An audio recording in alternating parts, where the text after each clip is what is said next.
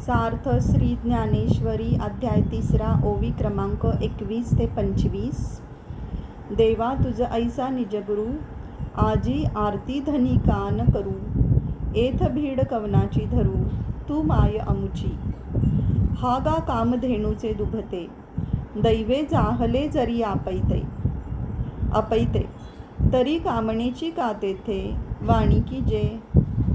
जरी चिंतामणी हाता चढे तरी वांछेचे कवन साकडे। का आपुलेनी सुरवाडे इच्छावे ना।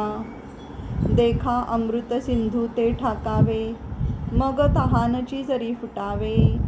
तरी सायासू का करावे मागील ते। तैसा जन्मांतरी बहुती उपासिता श्री लक्ष्मीपती। तू दैवे आजी हाती जाहलासी जरी। अर्थात देवा, तुमच्यासारखा गुरु मला मिळाला असता आज मी माझ्या मनाची इच्छा का तृप्त करून घेऊ नये। या ठिकाणी मी भीड कोणाची धरावी। तू माझी माऊली आहेस। असे पहा की दैवयोगाने कामधेनूचे दुभते प्राप्त झाल्यावर इच्छित मागण्यास का कमी करावे, किंवा चिंतामणी हाती आल्यावर मग इच्छित वस्तू मागण्याचे संकट का पडावे। आपल्याला जे अपेक्षित असते ते का मागू नये।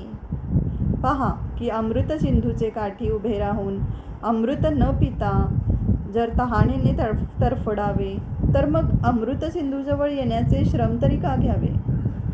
त्याचप्रमाणे हे कमलापते, तुझी जन्मोजन्मी उपासना करिता करिता दैवयोगाने तू लाभला आहेस। रामकृष्ण हरी माऊली।